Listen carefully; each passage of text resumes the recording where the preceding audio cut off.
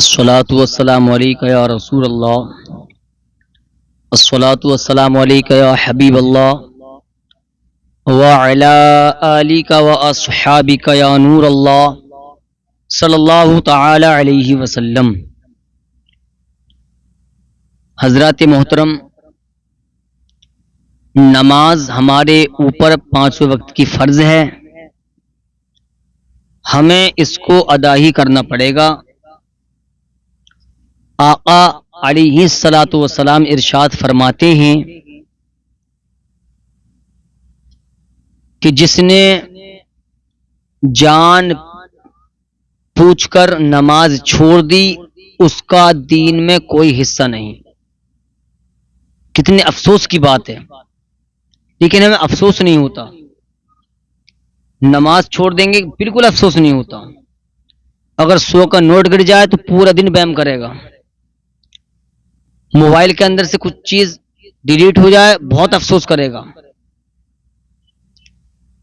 اتنا افسوس کرتے ہیں ہم ان چیزوں کا جو چیزیں تم پیسہ دے کر بھی خرید سکتے ہو، لیکن نماز ہم نے چھوڑ دی، ذرہ برابر بھی ہمیں افسوس نہیں ہوتا۔ آقا نے جو فرما دیا وہ حق تھا، حق ہے، اور صبح و قیامت تک حق ہی رہے گا۔ ایک مرتبہ فرما دیا آقا نے، ہم نے مان لیا۔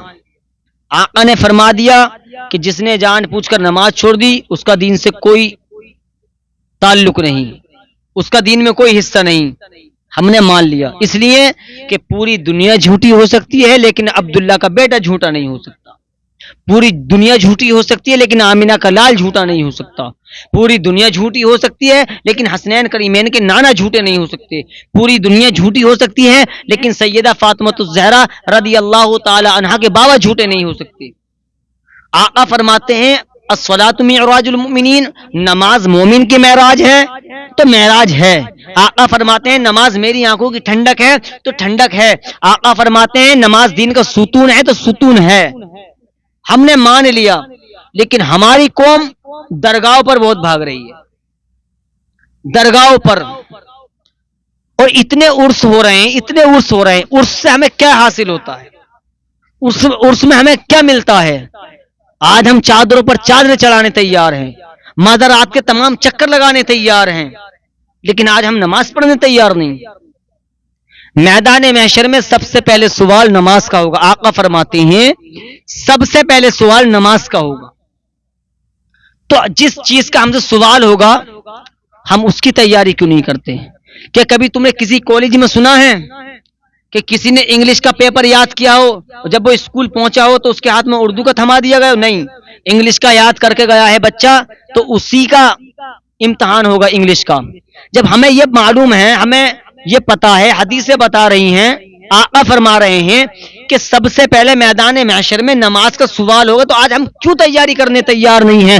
اللہ اکبر! آج ہماری قوم جو ہے نفلی عبادت میں زیادہ مشغول ہے، درگاہ پہ چادر چڑھانے تیار ہے، لیکن ہوش میں آ جاؤ چادر چڑھانے والوں، اللہ کبیرہ! اگر چاہتے ہو کہ اللہ کے رسول ہم سے راضی ہو جائیں، میں یہ نہیں کہتا کہ چادر چڑھانا حرام ہے، میں بدعت نہیں بتاتا، میں حرام نہیں بتاتا، 5 ٹائم نہیں بلکہ تم 60 ٹائم درگاہ پر چکر لگاؤ، لیکن پہلے نماز ادا کرو، اس کے بعد میں جو ہے درگاہ پر جاؤ۔ لیکن میں یہ کہنا چاہتا ہوں کہ درگاہ پر چادر چڑھانے سے پہلے ان گھروں میں بھی جھانک لیا کرو جن گھروں میں دوپہر کو کھانا نہیں بنتا، جن گھروں میں شام کو کھانا نہیں بنتا۔ جتنے پیسے کی تو چادر چڑھانے گیا ہے، کیا ہی اچھا ہوگا اس اللہ کے ولی کی عقیدت میں تو کسی غریب کی مدد کر دے۔ جتنے پیسے کی تو چادر لانا چاہتا ہے، اتنے پیسے کا اس کسی غریب کو راشن لا کر دے دے، کسی کو آٹا لا کر دے دے، کسی کو چاول لا کر دے دے۔ قسم خدا کی اگر یہ تحفہ اللہ تعالیٰ نے اپنی بارگاہ میں قبول کر لیا تو کعبے والا بھی راضی ہو جائے گا، مدینے والا بھی راضی ہو جائے گا۔ آج ہم نے چادروں کے چٹے لگا دیے، ہمارے یہاں کوئی مرتا تو اس کا عرس،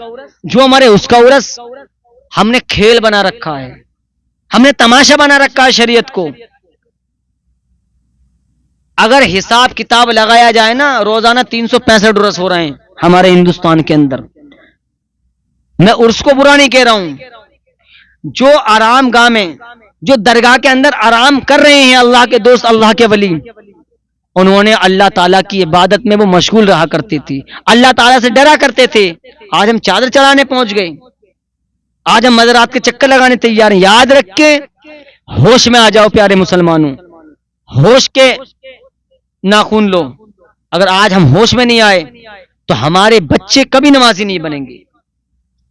اللہ کے ولی کی درگاہ پر جانے منع نہیں کر رہا، چادر چڑھانے منع نہیں کر رہا. کیا ہی اچھا ہوگا جتنے پیسوں کی تو چادر لائے گا، اتنے پیسوں کی کسی غریب کی مدد کر دے جس کے گھر کھانا نہ بنا ہو. تجھے اتنا چادر چڑھانے کا ثواب کسی اللہ کے ولی کی درگاہ پر نہیں ملے گا کہ جتنا ثواب کسی غریب کی مدد کر دے گا اسی پیسے سے. قسم خدا کی جتنے پیسہ تو چادر میں لے کر جا رہا ہے یا چادر کے لیے اپنے گھر سے لے کر جا رہا ہے، اتنے پیسے کی کسی کی مدد کر دے. قسم خدا کی اگر غریب مسکرا گیا تیرے دیے ہوئے تحفے سے تو دنیا میں غریب مسکرائے گا، ادھر مدینے والے مصطفیٰ مسکرائیں گے. ہوش میں آنا پڑے گا. لیکن میں منع نہیں کرتا درگاہ پہ مت جاؤ، 5 وقت کی نماز پڑھو، درگاہ پر جاؤ. لیکن چادر کو تو میں کہوں گا، اعلیٰ حضرت نے فرمایا ایک چادر رہنی چاہیے درگاہ پر. ان کی جو قبر ہے اللہ کے ولی کی ایک چادر. اور ہمارے معاشرے میں کیا ہوتا ہے، اتنا اونچا چٹا لگ جاتا ہے. کبھی ہمیں افسوس نہیں ہوتا نماز چھوڑ کر ہم چادر چڑھا رہے ہیں. کوئی فائدہ نہیں ہوگا چادر چڑھانے سے، یہ یاد رکھیں. نہیں پوچھا جائے گا میدان محشر میں کہ تم نے غوث اعظم کی درگاہ پر چادر چڑھائی تھی یا نہیں چڑھائی تھی. نہیں پوچھا جائے گا میدان محشر میں کہ تم نے خواجہ پاک کے درگاہ پر چادر چڑھائی تھی یا نہیں چڑھائی تھی.